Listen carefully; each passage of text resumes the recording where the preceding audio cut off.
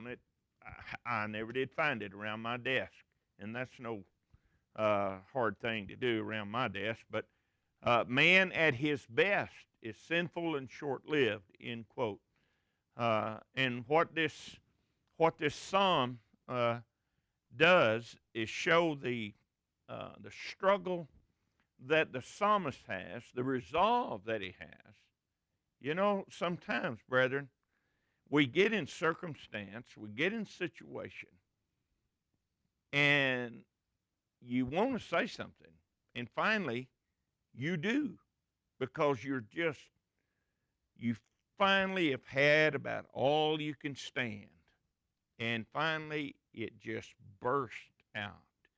Uh, and that's this psalm. It just finally, you just finally get enough, you get enough, you get enough, and you get enough, and finally you just explode because you're not going to be silent any longer.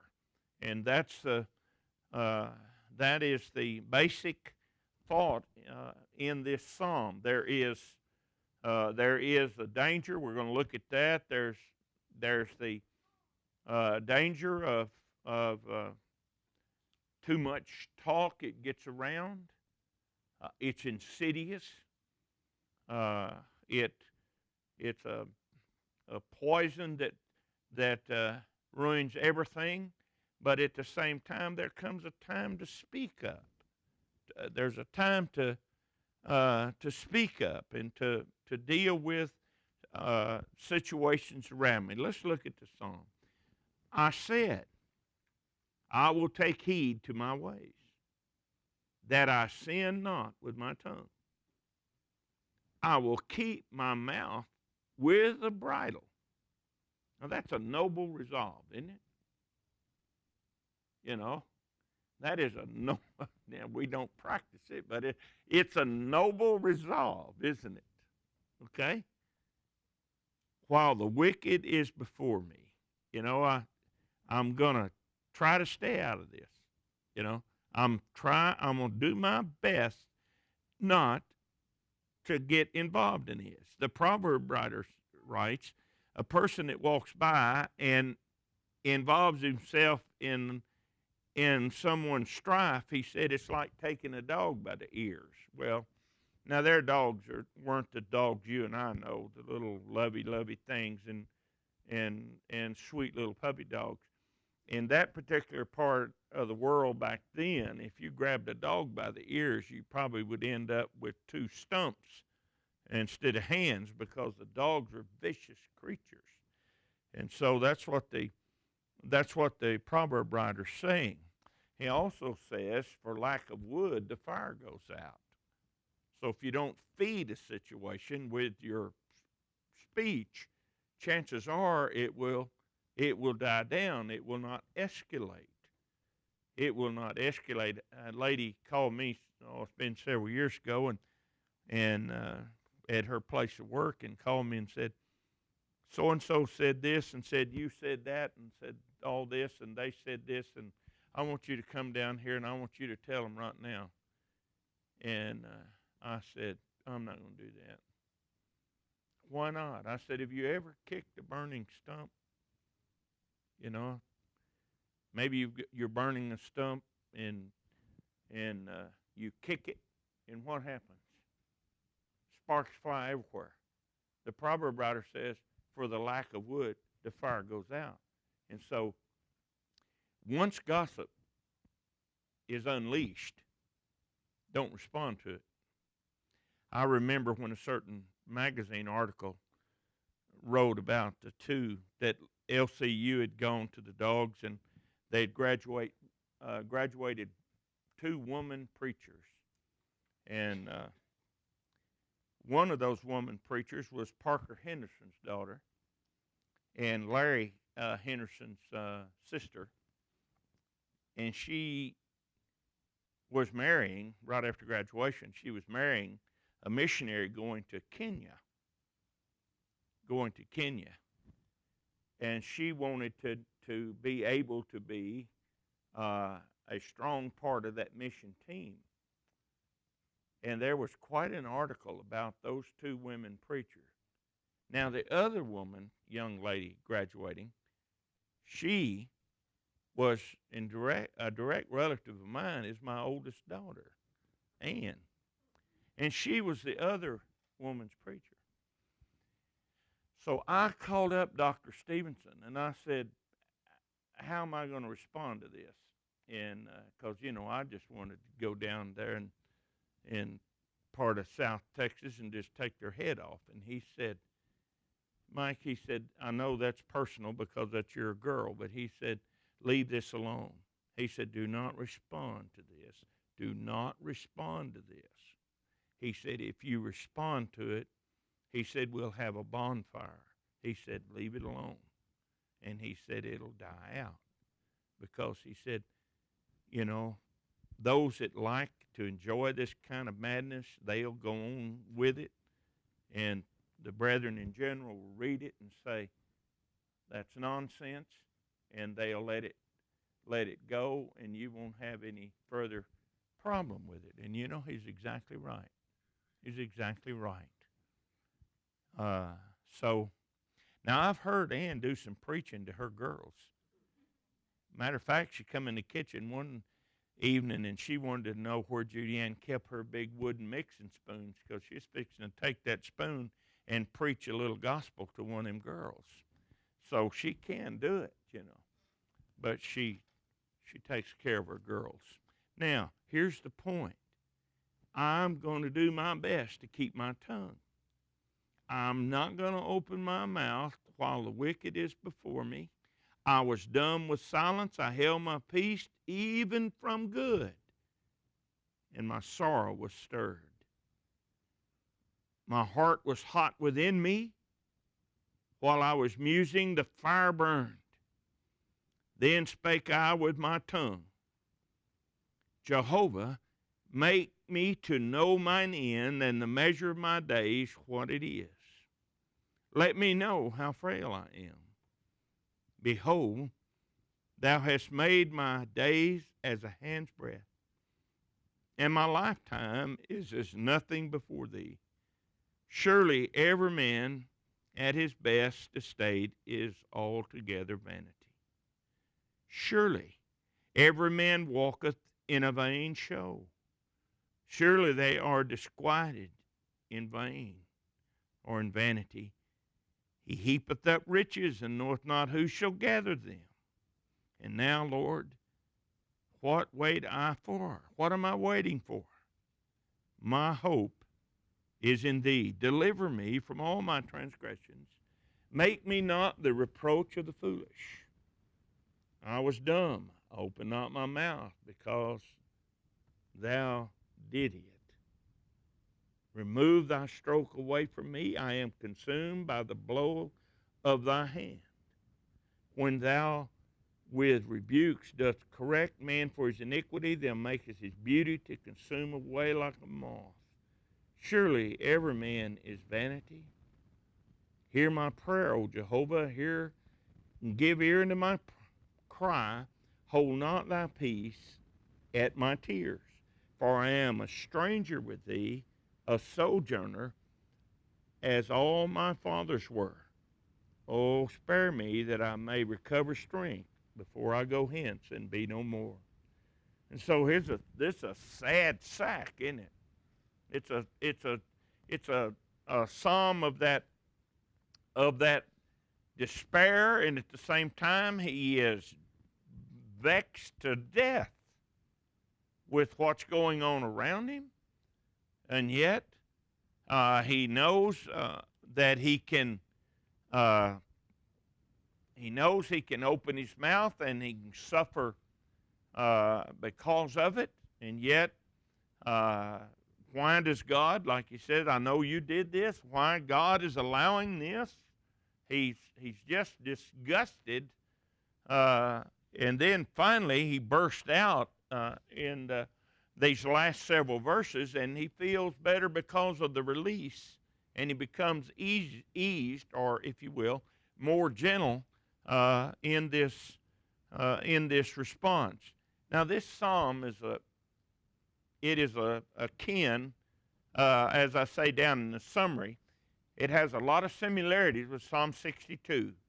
And it also shares a lot of similarities with the last several chapters of the book of Job. If you read, starting in verse 38 with the book of Job, sounds a lot the same mindset that Job had, and questioning God, and God saying, "Who are you to question me?" And Job said, "I shouldn't have run my mouth." And God said, "You surely are right about that. You shouldn't have run your mouth." And then Job realizes he's not, he's passing through this life. And he said, "I've heard about you all my life, but now I see you." Because the relationship had become real to him. It had become one-on-one to him. And so now he has not just coasted along, enjoying the, if you will, the lip service and commitment that I'm faithful and I'm God's man and all of that. Now after he's been put through the crusher and he comes out on the other side, now he has found in this new relationship that he knows what it means to be God's man now, not just talk about it. He knows what it means, and so this is akin to that. He has that firm resolve, you see, that I'm not gonna sin with my tongue. Normally, when we respond in anger, that is the closest. It's not wrong to be angry. It's not wrong to be angry at sin. It's not wrong to be angry when somebody loads a straddle of you. It's not.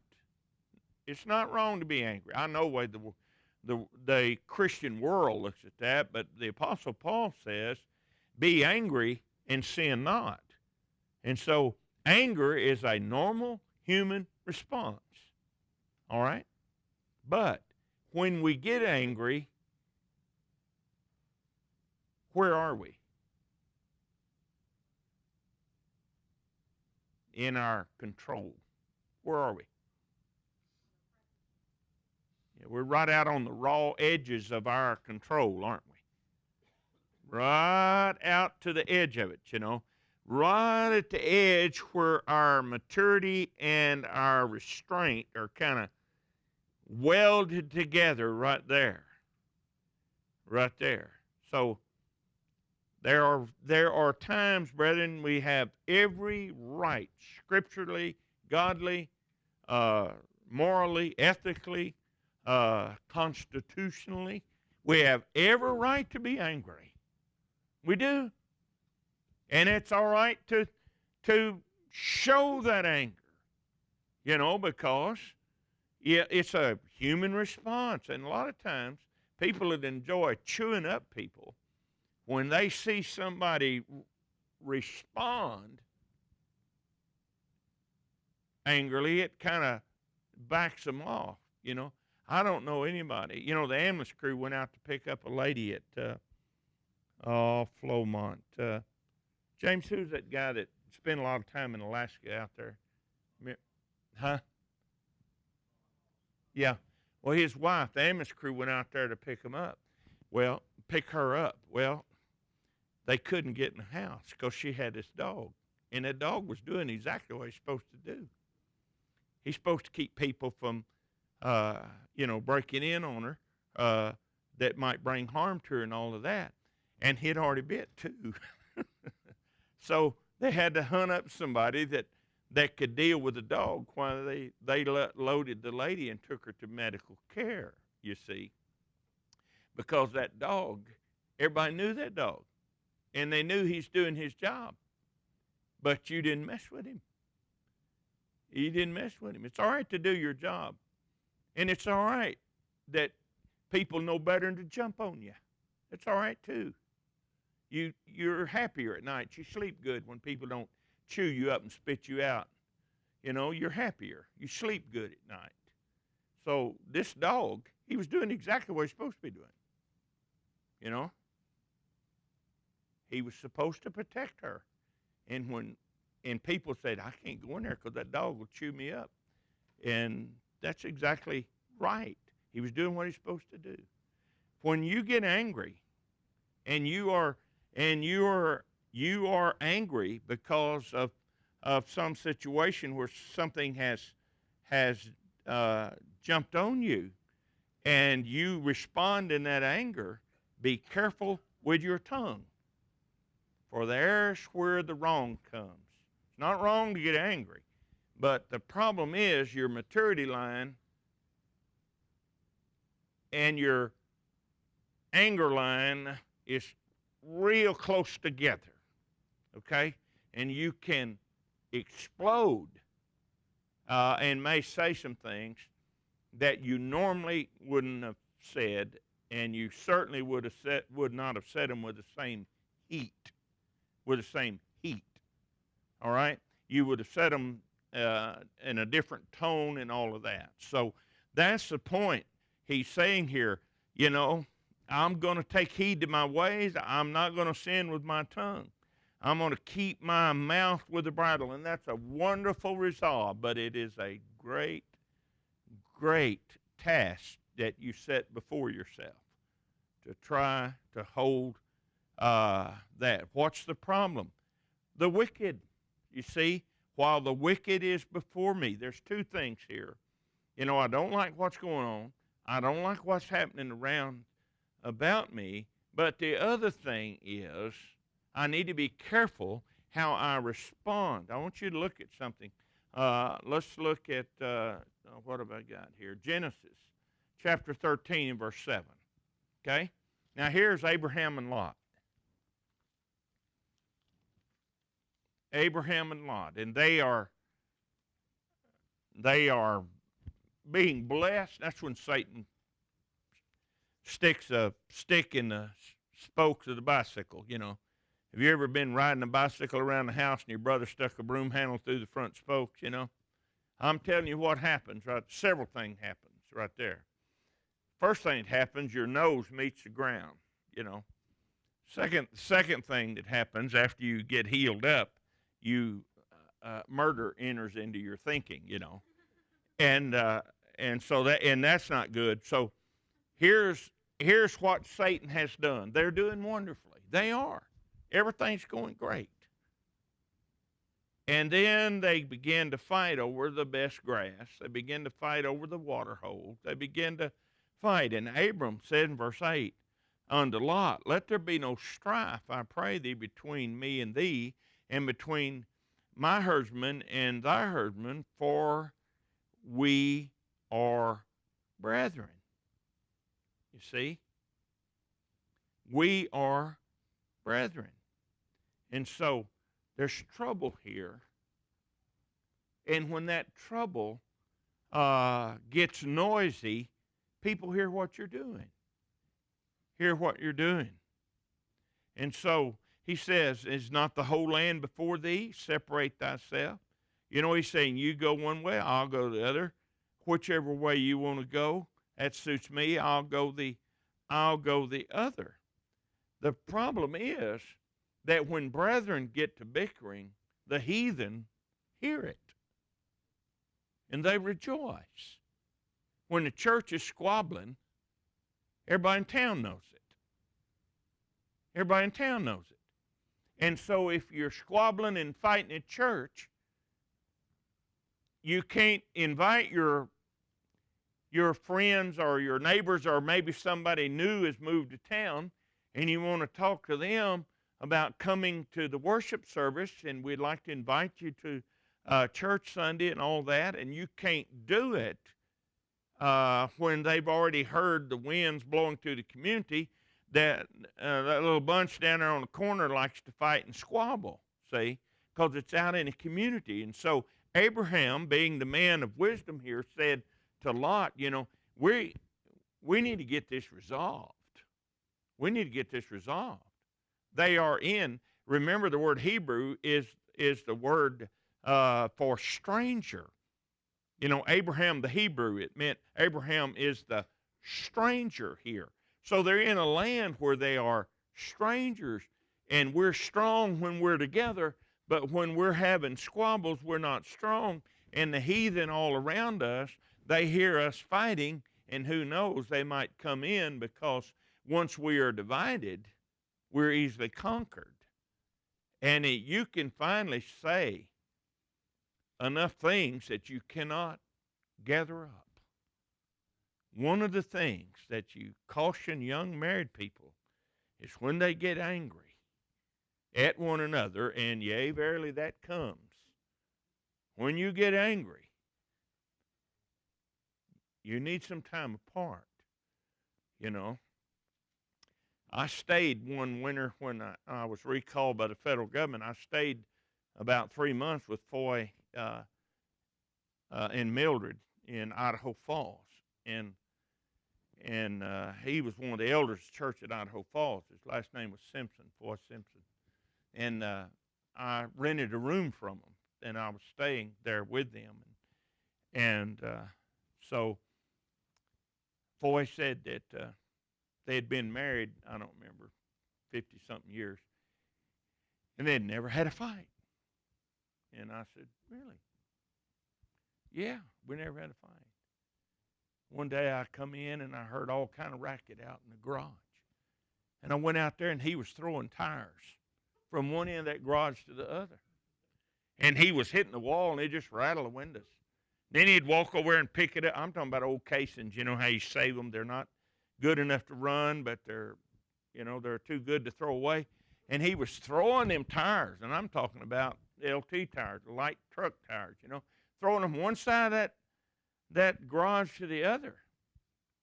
And I watched him for a few minutes, and he kind of got tickled, and he finally cooled down, and I said, Foy, I said, I know why you and Mildred have not had a fight in 54 years. Why is that, he said. I said, because you don't respond. You come out here and beat up these tires, That's what he did. But he wouldn't stay in the house because to stay in the house was to verbally engage, and then he might say something, you see, that is hard to live down. And so when you get angry, the best thing to do is space. Space. Get away. Space is good. And I told my kids when they got married, I said, you need 150 miles. And they said, what? I said, between us and you and between the other in-laws, you need 150 miles at least for the first several years until you bond. You need 150 miles. Space. That way you can't run home to mama, or he can't run home and tell dad all the things, You need 150 miles because, you got to really make your mind to get in the truck and drive 150 miles just because you're mad, But if it's down the block or across the section, it's too easy. Then you get a third person injected into the argument, and that's bad. That's bad. That's real bad. And so then you have problems. So you need 150 miles between newlyweds and both sets of parents. And you need space in the newlyweds when they start, or not newlyweds, you can be 20, 30 years, or like 50-something. But you need space because you say things. And that's what Abraham and Lot are doing. He has given us the biblical principle. We need some space. See? We need some space. Before this gets any bigger, before you say something or I say something, let's get some space between us. Let's spread out, and then we can solve this problem. But you can't solve it when you're at one another's throats. You can't do it. And it will not work. And don't stay in a relationship, in a marital relationship. Do not try to stay in there in that fight and get the last word. Don't do that. Because I'll tell you, 2 weeks after you have stayed in there and insisted on getting the last word, 2 weeks later you can see out of one eye. And the other one's getting open too, Y'all read that joke, I guess. If you hadn't laughed. Ha, ha, ha, ha. Okay, good. Yeah. Yeah. Yeah, it is. Now look at 1 Samuel. Uh, let's 2 Samuel chapter 1. Now, here's what we're talking about, and that is, you know, you want to burst with some things, and you want to say it, but in 2 Samuel 1, in verse 17, and David lamented with this lamentation over Saul and over Jonathan his son, and he bade them teach the children of Judah the song of the bow. Behold, it is written in the book of Chashar, Thy glory, O Israel, is slain upon the high places. How are the mighty fallen? Tell it not in Gath, publish it not in the streets of Ashkelon, lest the daughters of the Philistines rejoice, lest the daughters of the uncircumcised triumph. And so there's the principle again, and that is, don't talk about the problems in the church to the heathen, your neighbor, not a member of the church. Don't tell them everything that's going on that you don't agree with down at the church building, because here comes the gospel meeting in the spring, and you're going to ask that same person, come go with you to the gospel meeting. Don't do that, you see. Don't do it. Don't tell the heathen the problems you're having with whatever it is in the church. Don't do it. And that's what David's saying here. Don't publish this. Don't tell everybody, that we're ironing out a wrinkle. Don't do that. And so there is a resolve here. There is a resolve here to hold his mouth while the wicked is before me. I'm dumb with silence, or I was, that dumb, the idea is not to speak. I held my peace even from good, and my sorrow was stirred. There's sometimes that you want to speak up, and it makes you just sick that the situation is such that you're feeling like you should speak up. That you should speak up. And yet it may not be an opportune time. It just might not be the right moment. It doesn't mean it's, that in any way you're shirking your duty or you're not doing what you said. And I'll tell you, a person that tells you, well, I just always speak my mind, that's the most dangerous person in the universe. It is. I just believe in straight talk, and I just come straight from the shoulder. You will never be my friend, because I don't like being around people like that. I don't like being around people like that, because they are careless with other people's feelings.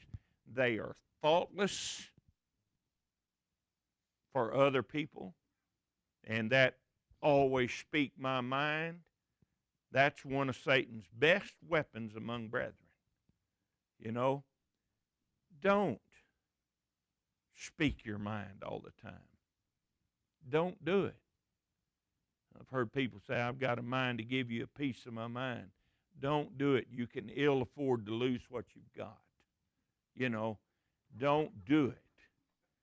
Don't don't give somebody a piece of your mind, all right? And when that direct, I'm shooting straight from the shoulder, that doesn't work. That doesn't work. I've never seen that situation where it works. It's harmful. It's degrading. It's an insult to people that have real emotion, that have a heart that is easily touched with goodness and wholesomeness, and a person that always speaks straight from the shoulder. I speak my mind, Well, that person's his heart is encased with iron.